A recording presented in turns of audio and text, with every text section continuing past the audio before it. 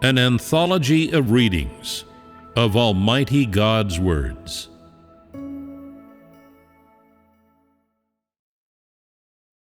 God Himself, the unique, 3. God's authority, 2.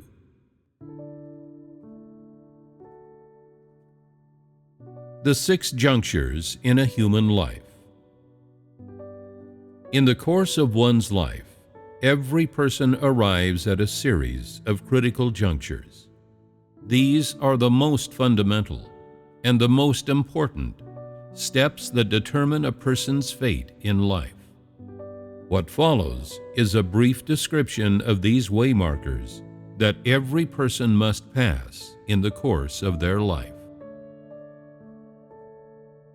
The first juncture, birth. Where a person is born, what family they are born into, one's gender, appearance, and time of birth. These are the details of the first juncture of a person's life. No one may choose certain details of this juncture. They are all predestined long in advance by the Creator.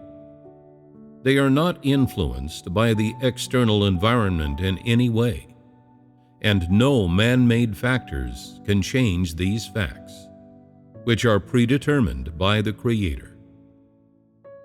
For a person to be born means that the Creator has already fulfilled the first step of the fate He has arranged for that person. Because He has predetermined all of these details long in advance, no one has the power to alter any of them. Regardless of a person's subsequent fate, the conditions of one's birth are predestined and remain as they are. They are not in any way influenced by one's fate in life, and nor do they in any way affect the Creator's sovereignty over one's fate in life. 1. A new life is born out of the Creator's plans. Which details of the first juncture, the place of one's birth, one's family, one's gender, one's physical appearance, the time of one's birth, is a person able to choose? Obviously, one's birth is a passive event. One is born involuntarily, in a certain place, at a certain time, into a certain family, with a certain physical appearance. One involuntarily becomes a member of a certain household, a branch of a certain family tree. One has no choice at this first life juncture, but rather is born into an environment that is fixed according to the Creator's plans, into a specific family, with a specific gender and appearance, and at a specific time that is intimately linked with the course of a person's life. What can a person do at this critical juncture? All told, one has no choice about any single one of these details concerning one's birth. Were it not for the Creator's predestination and His guidance, a life newly born into this world would not know where to go or where to stay, would have no relations, belong nowhere, and have no real home. But because of the Creator's meticulous arrangements, this new life has a place to stay, parents, a place it belongs, and relatives, and hence that life sets out on the course of its journey. Throughout this process, the materialization of this new life is determined by the Creator's plans, and everything it will come to possess is bestowed upon it by the Creator. From a free-floating body with nothing to its name, it gradually becomes a flesh and blood, visible, tangible human being, one of God's creations, who thinks, breathes, and senses warm and cold. who can participate in all the usual activities of a created being in the material world, and who will undergo all the things a created human being must experience in life. The predetermination of a person's birth by the Creator means that He will bestow upon that person all things necessary for survival. And likewise, the fact that a person is born means they will receive all things necessary for survival from the Creator. And from that point on, they will live in another form, provided for by the Creator and subject to the Creator's sovereignty. 2. Why different human beings are born under different circumstances. People often like to imagine that if they were reborn, it would be into an illustrious family.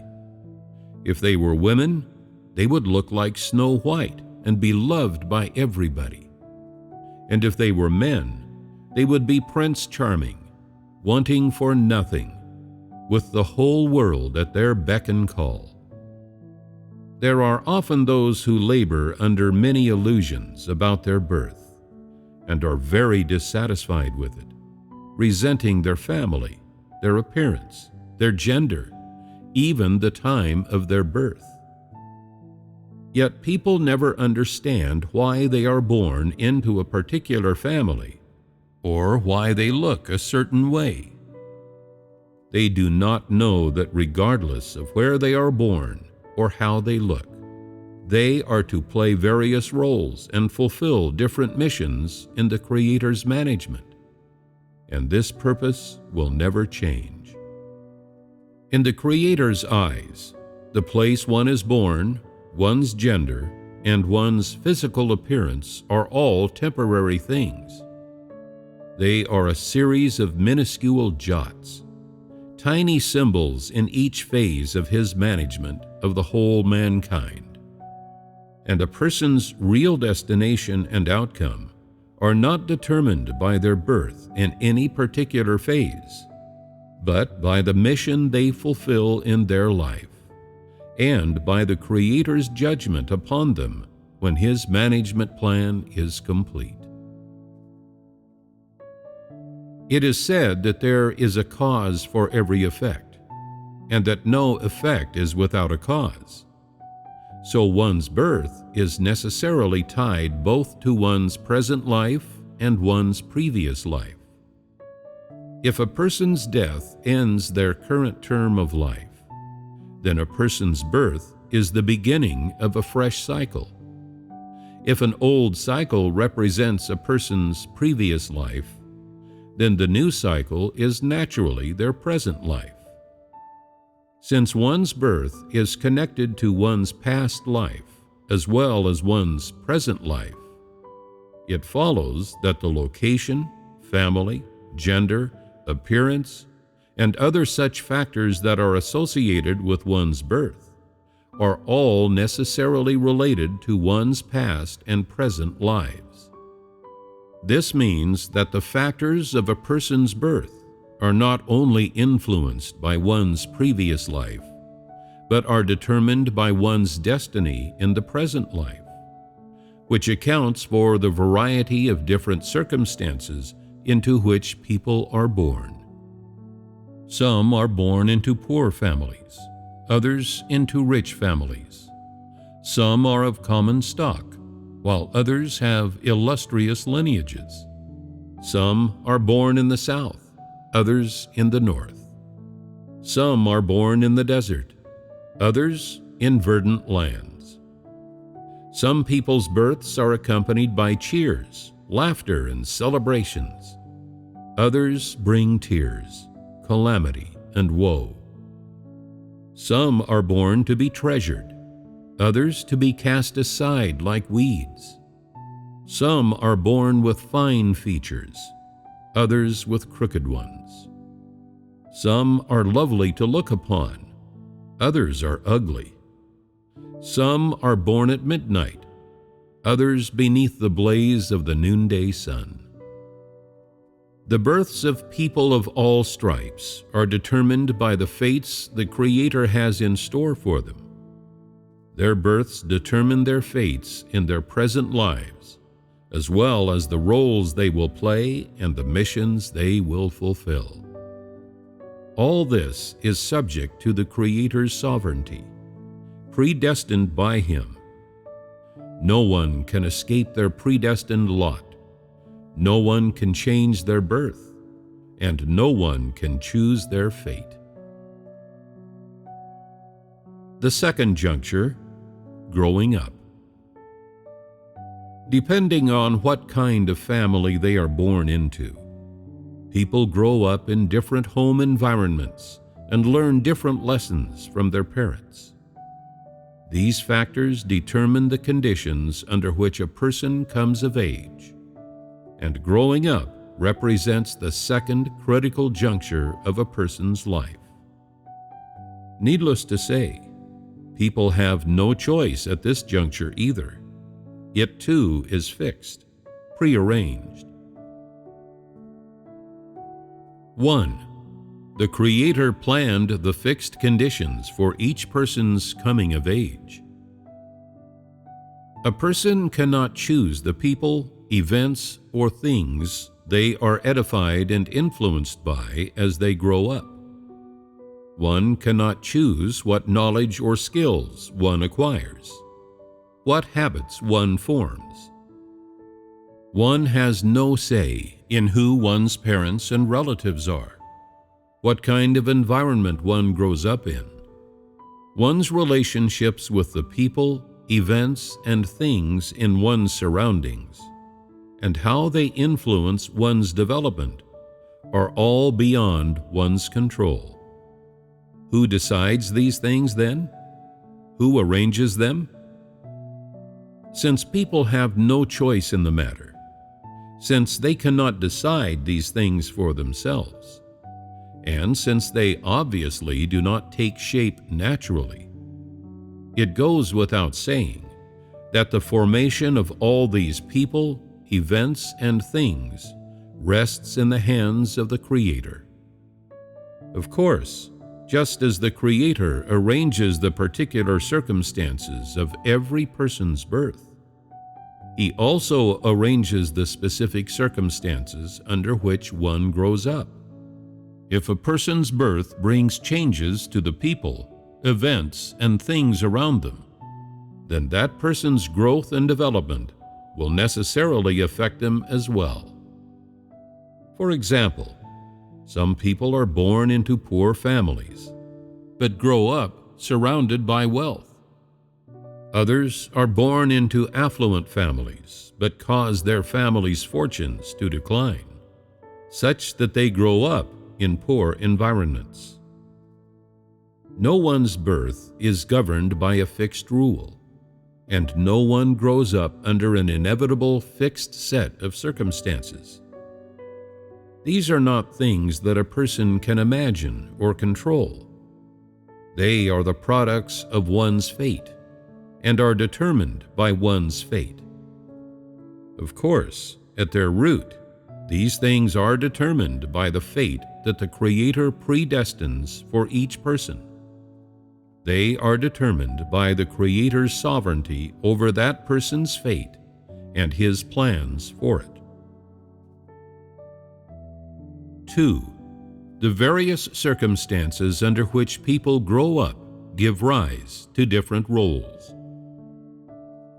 The circumstances of a person's birth establish on a basic level the environment and circumstances in which they grow up. And the circumstances in which a person grows up are likewise a product of the circumstances of their birth. During this time, one begins to learn language, and one's mind begins to encounter and assimilate many new things, a process during which one is constantly growing. The things a person hears with one's ears, sees with one's eyes, and absorbs with one's mind gradually fill and animate one's inner world. The people, events, and things that one comes into contact with, the common sense, knowledge, and skills one learns, and the ways of thinking that influence one, with which one is inculcated or taught, will all guide and influence a person's fate in life. The language that one learns as one grows and one's way of thinking are inseparable from the environment in which one spends one's youth. And that environment consists of parents and siblings, and the other people, events, and things around them.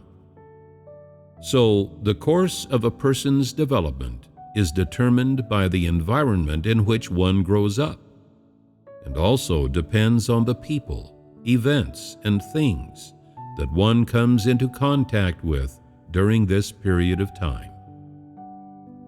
Since the conditions in which a person grows up are predetermined long in advance, the environment in which one lives during this process is also, naturally, predetermined. It is not decided by a person's choices and preferences, but according to the Creator's plans, determined by the Creator's careful arrangements and His sovereignty over a person's fate in life. So, the people that any person encounters in the course of growing up, and the things they come into contact with, are all naturally connected with the orchestrations and arrangements of the Creator. People cannot foresee these kinds of complex interrelationships, nor can they control them or fathom them. Many different things and people have a bearing on the environment in which a person grows up, and no human being is capable of arranging or orchestrating such a vast web of connections. No person or thing except the Creator can control the appearance of all people, things, and events, nor can they maintain them or control their disappearance. And it is just such a vast web of connections that shapes a person's development as predestined by the Creator and builds the various environments in which people grow up. It is what creates the various roles necessary for the Creator's work of management, laying solid, strong foundations for people to successfully fulfill their missions. The third juncture, independence. After a person has passed through childhood and adolescence and gradually and inevitably reaches maturity, the next step is for them to part completely from their youth, say goodbye to their parents, and face the road ahead as an independent adult. At this point, they must confront all the people, events, and things that an adult must face. Confront all the parts of their fate which will soon present themselves. This is the third juncture that a person must pass through. 1. After becoming independent, a person begins to experience the sovereignty of the Creator. If a person's birth and growing up are the preparatory period for one's journey in life, laying the cornerstone of a person's fate, then one's independence is the opening soliloquy to one's fate in life. If a person's birth and growing up are wealth they have amassed in preparation for their fate in life, then a person's independence is when they begin spending or adding to that wealth. When one leaves one's parents and becomes independent, the social conditions one faces and the kind of work and career available to one are both decreed by fate and have nothing to do with one's parents. Some people choose a good major in college and end up finding a satisfactory job after graduation, making a triumphant first stride in the journey of their lives. Some people learn and master many different skills, and yet never find a job that suits them, or never find their position, much less have a career. At the outset of their life journey, they find themselves thwarted at every turn, beset by troubles, their prospects dismal, and their lives uncertain.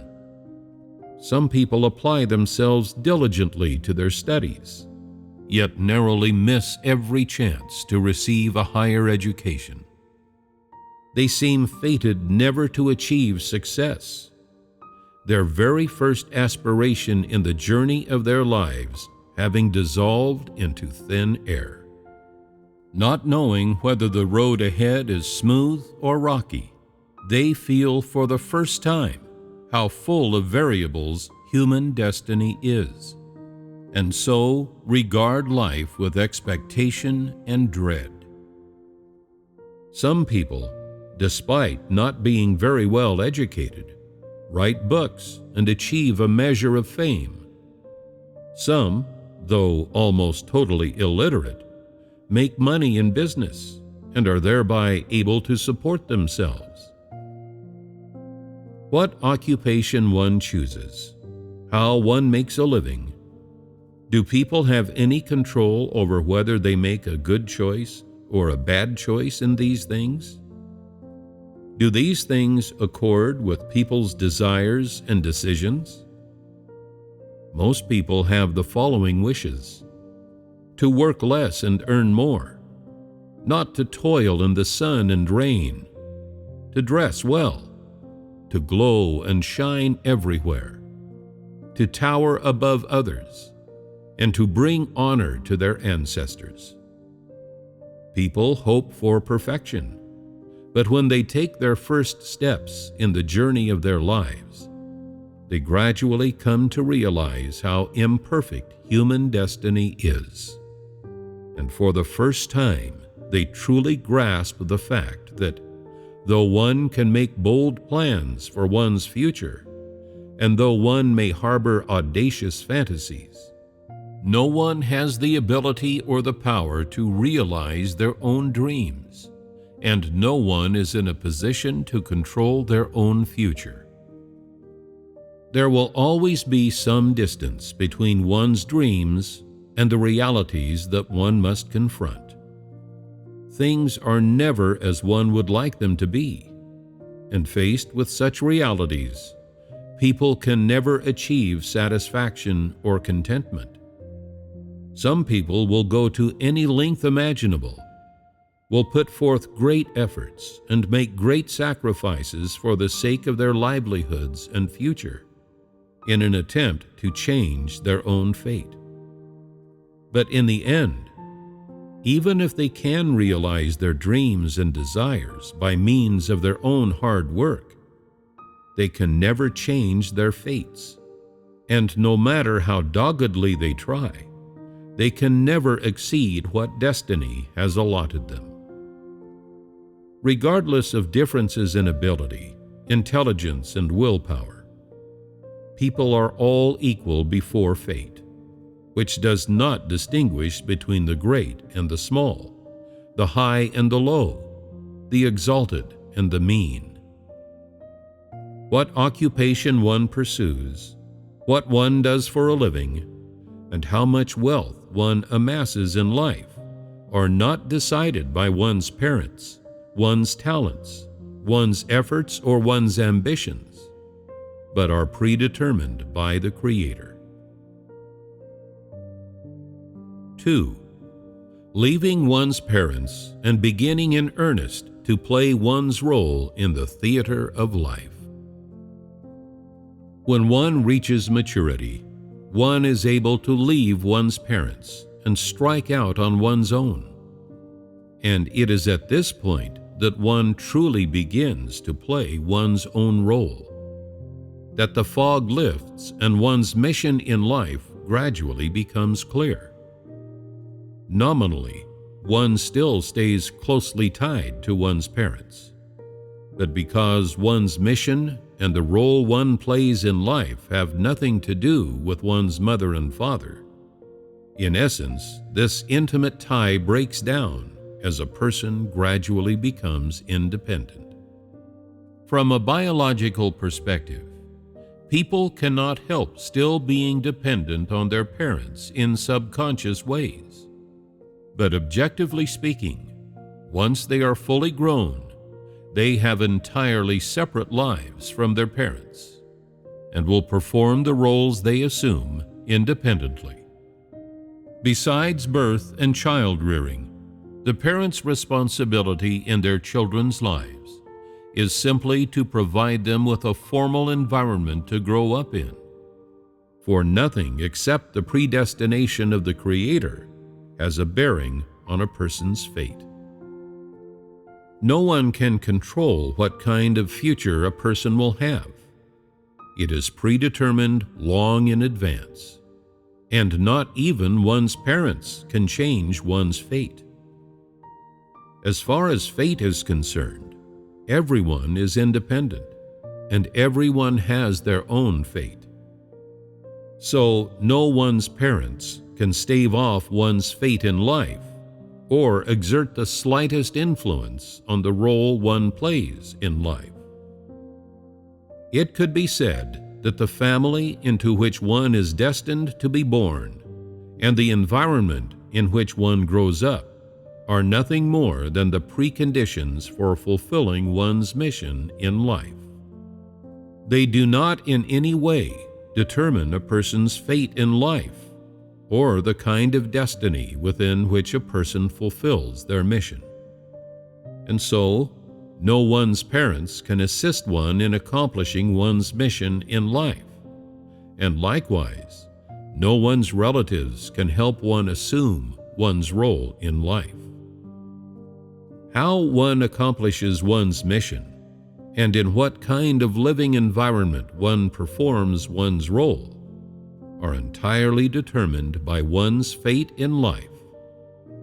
In other words, no other objective conditions can influence a person's mission, which is predestined by the Creator.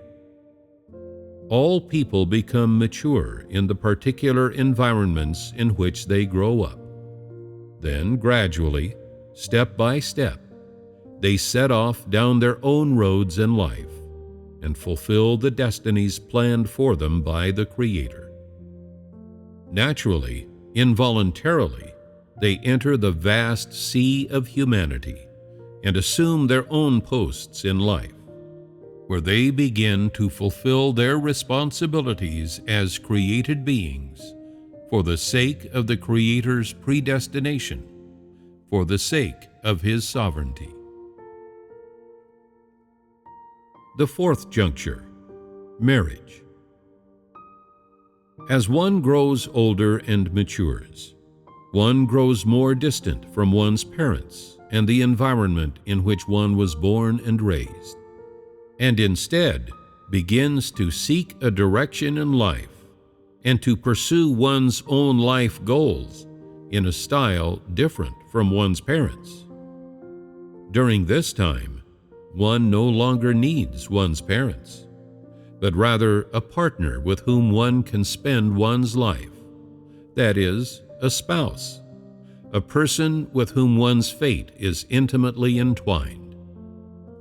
So, the first major life event after independence is marriage, the fourth juncture one must pass through. 1. Individual choice does not enter into marriage. Marriage is a key event in any person's life. It is the time when one starts truly to assume various kinds of responsibilities and gradually to complete various kinds of missions. People harbor many illusions about marriage before they experience it themselves, and all these illusions are quite beautiful. Women imagine that their other halves will be Prince Charming, and men imagine that they will marry Snow White. These fantasies go to show that every person has certain requirements for marriage, their own set of demands and standards. Though in this evil age, people are constantly bombarded with distorted messages about marriage, which create even more additional requirements and give people all sorts of baggage and strange attitudes. Any person who has experienced marriage knows that no matter how one understands it, no matter what one's attitude toward it is, marriage is not a matter of individual choice. One encounters many people in one's life, but no one knows who will become one's partner in marriage. Though everyone has their own ideas and personal stances on the subject of marriage, no one can foresee who will truly, finally become their other half, and one's own ideas on the matter count for little. After meeting someone you like, you can pursue that person. But whether they are interested in you, whether they are able to become your partner, that is not yours to decide. The object of your affections is not necessarily the person with whom you will be able to share your life. And meanwhile, someone you never expected may quietly enter your life and become your partner. The most important element in your fate, your other half, to whom your fate is inextricably bound. And so, though there are millions of marriages in the world, each and every one is different. So many marriages are unsatisfactory. So many are happy. So many span east and west. So many north and south. So many are perfect matches. So many are of equal social rank. So many are happy and harmonious. So many painful and sorrowful. So many arouse the envy of others. So many are misunderstood and frowned upon. So many are full of joy. So many are awash with tears and bring despair. In these myriad types of marriage, humans reveal loyalty and lifelong commitment toward marriage. They reveal love, attachment, and inseparability, or resignation and incomprehension. Some betray their marriage, or even feel hatred toward it. Whether marriage itself brings happiness or pain, everyone's mission in marriage is predestined by the Creator and will not change. This mission is something that everyone must complete. The fate of each person that lies behind every marriage is unchanging, determined long in advance by the Creator. 2. Marriage is born of the fates of both partners. Marriage is an important juncture in a person's life. It is the product of a person's fate and a crucial link in one's fate. It is not founded on any person's individual volition or preferences, and is not influenced by any external factors, but completely determined by the fates of the two parties, by the Creator's arrangements and predeterminations for the fates of both members of the couple. On the surface, the purpose of marriage is to continue the human race, but in truth, marriage is nothing but a ritual that one undergoes in the process of completing one's mission. In marriage, people do not merely play the role of rearing the next generation. They adopt all the various roles involved in maintaining a marriage and the missions those roles require one to complete. Since one's birth influences the changes undergone by the people, events, and things that surround it, one's marriage will also inevitably affect these people, events, and things, and furthermore, will transform them all in various ways. When one becomes independent, one begins one's own journey in life, which leads one, step by step, toward the people, events, and things that have a connection to one's marriage. At the same time, the other person who will be in that marriage is approaching, step by step, toward those same people, events, and things. Under the Creator's sovereignty, two unrelated people with related fates gradually enter into a single marriage and become, miraculously, a family. Two locusts clinging to the same rope.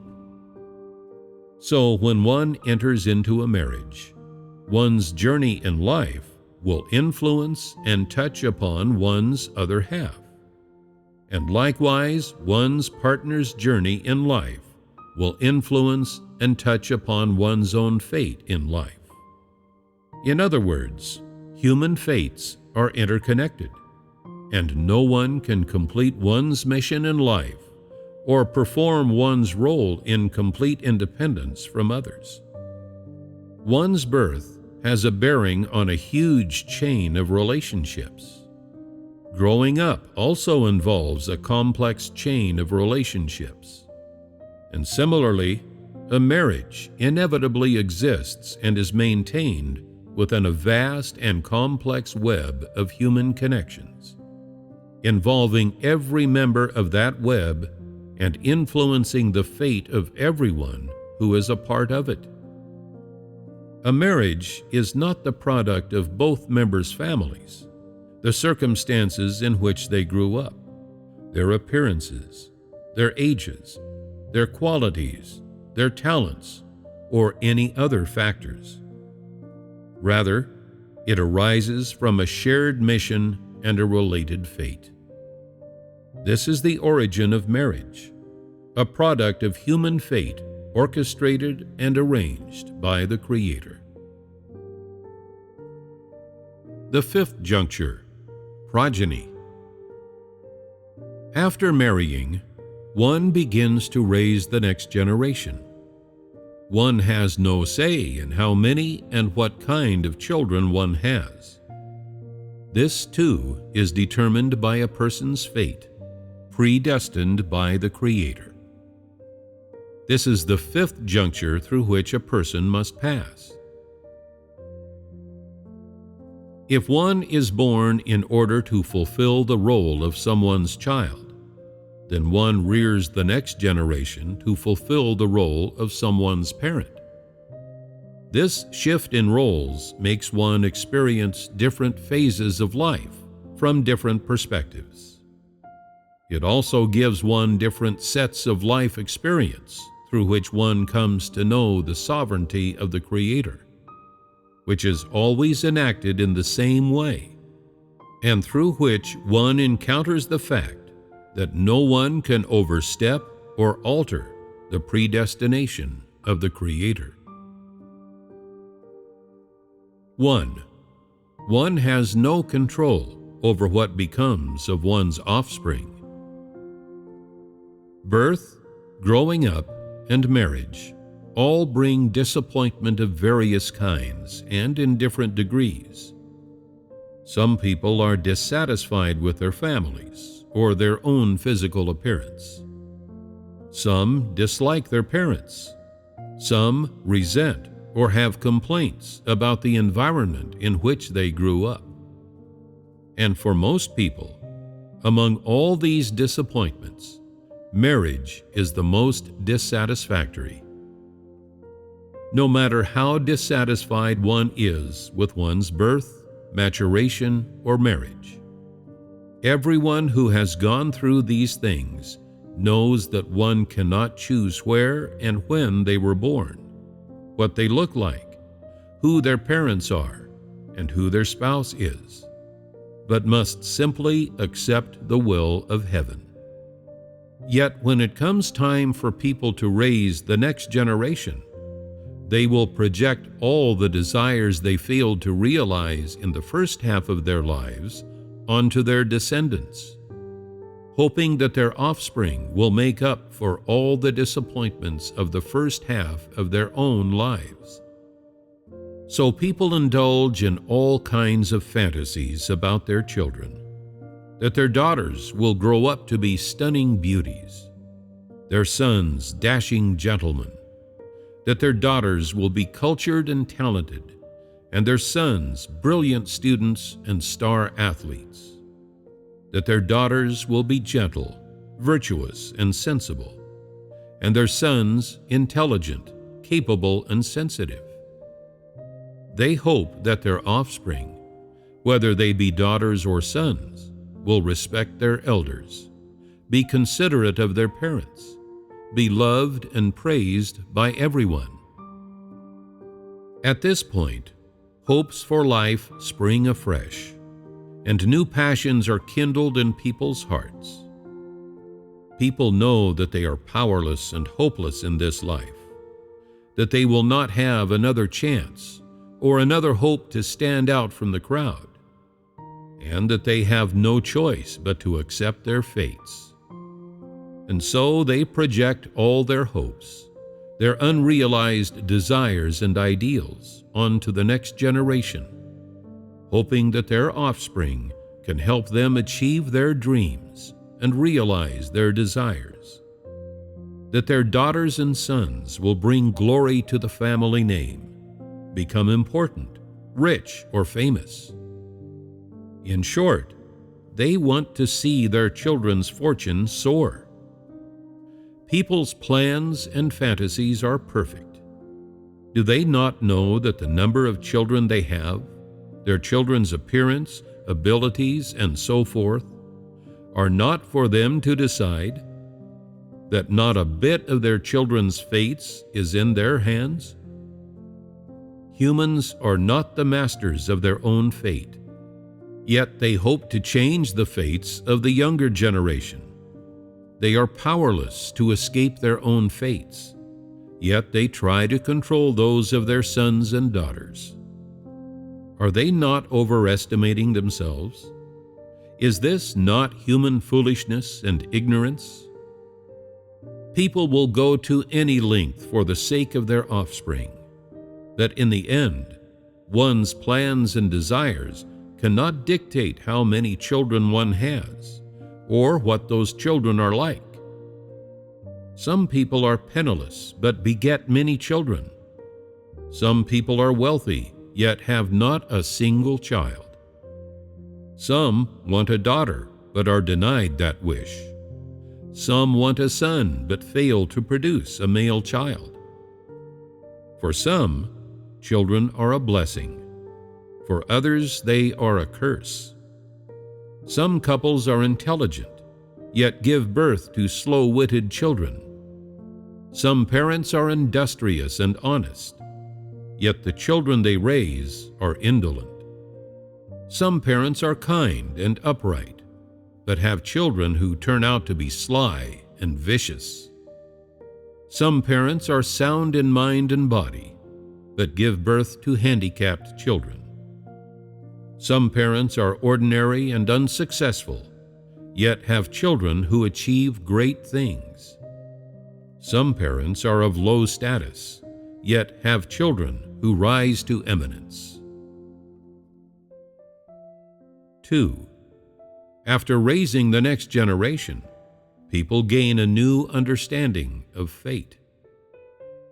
Most people who enter wedlock do so around age 30, a time in life at which one does not yet have any understanding of human fate. But when people begin to raise children, and as their offspring grow, they watch the new generation repeat the life and all the experiences of the previous generation. And seeing their own pasts reflected in them, they realize that the path walked by the younger generation, just like their own, cannot be planned and chosen. Faced with this fact, they have no choice but to admit that every person's fate is predestined. And without quite realizing it, they gradually lay aside their own desires and the passions in their hearts sputter and die out. People in this period, having essentially passed the important waymarkers of life, have achieved a new understanding of life, adopted a new attitude. How much can a person of this age expect from the future, and what prospects do they have to look forward to? What 50-year-old woman is still dreaming of Prince Charming? What 50-year-old man is still looking for his Snow White? What middle-aged woman is still hoping to turn from an ugly duckling into a swan?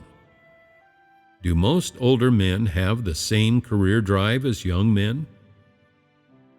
In some, regardless of whether one is a man or a woman, anyone who lives to this age is likely to have a relatively rational, practical attitude toward marriage, family, and children. Such a person has essentially no choices left, no urge to challenge fate. As far as human experience goes, as soon as one reaches this age, one naturally develops a certain attitude. One must accept fate. One's children have their own fortunes. Human fate is ordained by heaven. Most people who do not understand the truth, after having weathered all the vicissitudes, frustrations, and hardships of this world, will summarize their insights into human life with two words: that's fate. Though this phrase encapsulates worldly people's realization of human fate and the conclusion to which they have come, and though it expresses humanity's helplessness and could be described as incisive and accurate, it is a far cry from an understanding of the Creator's sovereignty and is simply no substitute for knowledge of the Creator's authority. 3. Believing in fate is no substitute for knowledge of the Creator's sovereignty. Having followed God for so many years, is there an essential difference between your knowledge of fate and that of the worldly people? Have you truly understood the predestination of the Creator and truly come to know the Creator's sovereignty? Some people have a profound, deeply felt understanding of the phrase, "that's fate."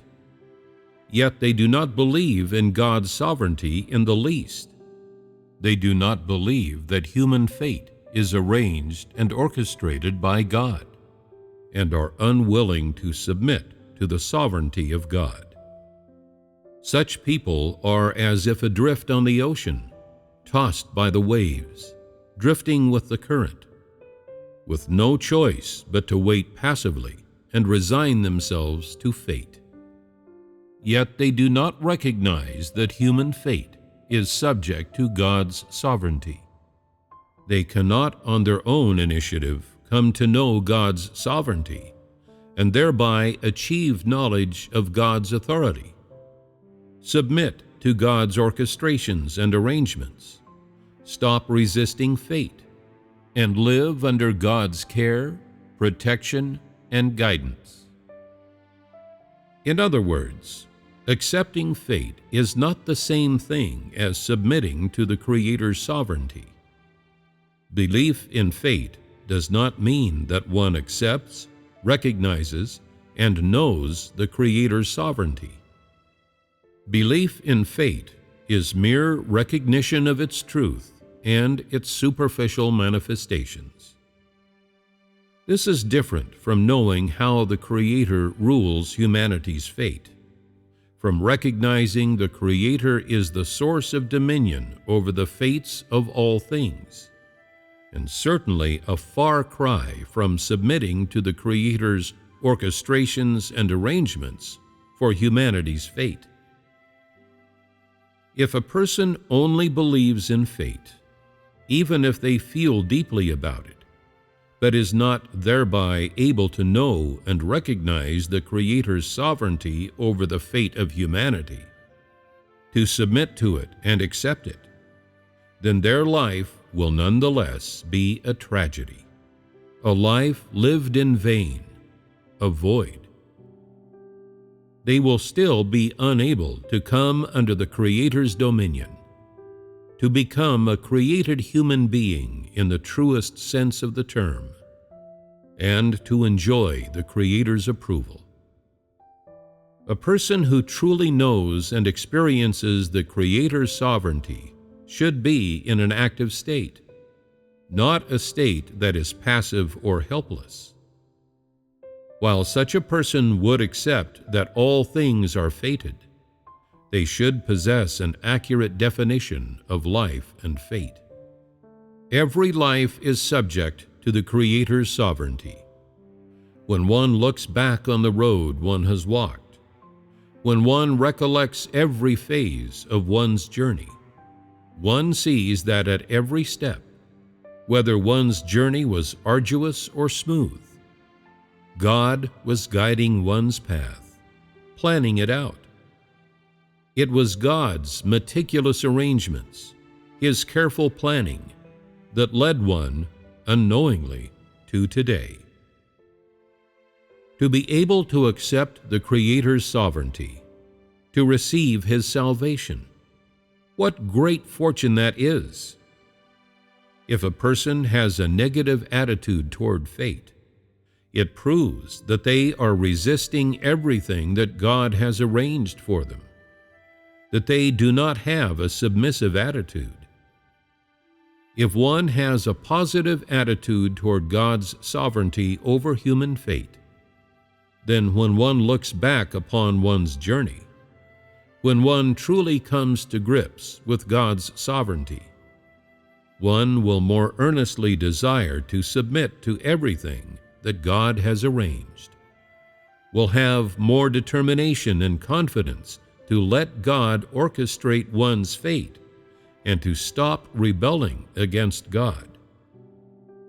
For one sees that when one does not comprehend fate, when one does not understand God's sovereignty, when one gropes their way forward willfully, staggering and tottering through the fog, the journey is too difficult, too heartbreaking. So when people recognize God's sovereignty over human fate, the clever ones choose to know it and accept it, to bid farewell to the painful days when they tried to build a good life with their own two hands, and to stop struggling against fate and pursuing their so-called life goals in their own way.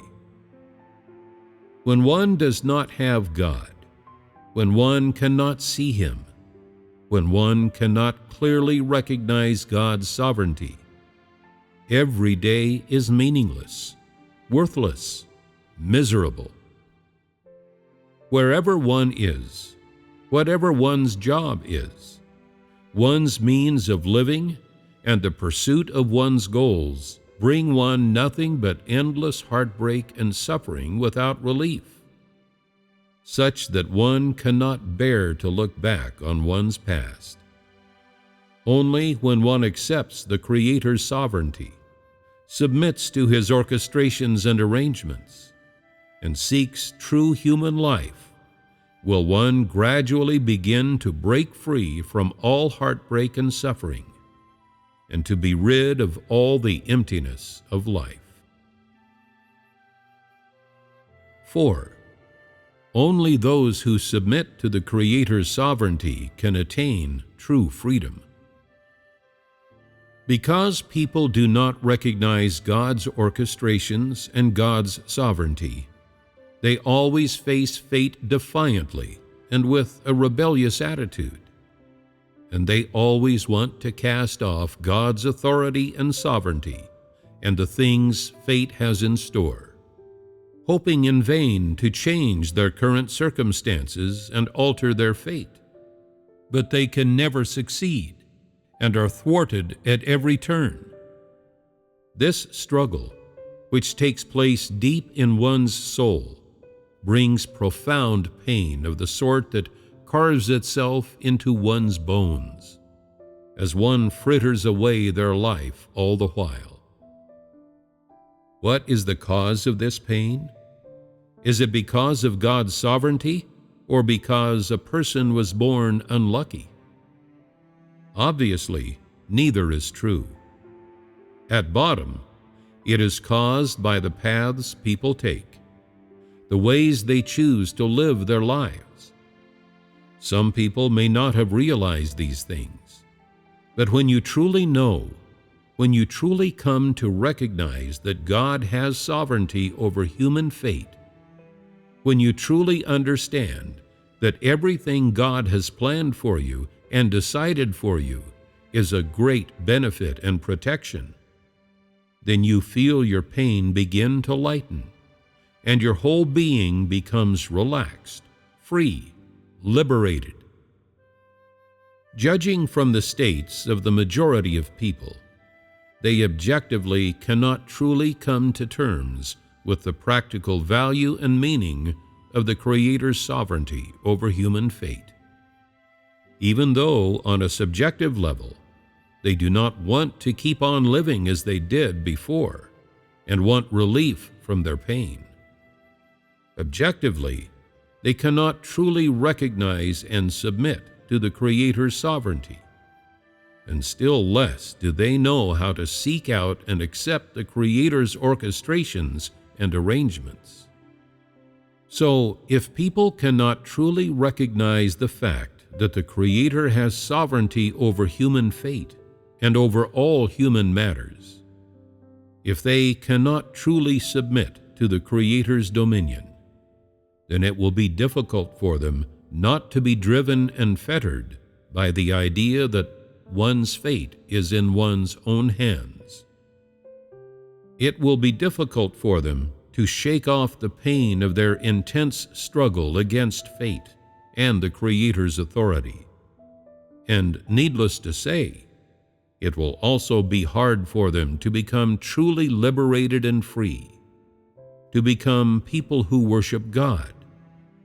But there is an exceedingly simple way to free oneself from this state, which is to bid farewell to one's former way of living, to say goodbye to one's previous goals in life, to summarize and analyze one's previous lifestyle, view of life, pursuits, desires, and ideals, and then to compare them with God's will and demands for man, and see whether any of them is consistent with God's will and demands, whether any of them delivers the right values of life, leads one to a greater understanding of the truth, and allows one to live with humanity and the likeness of a human being.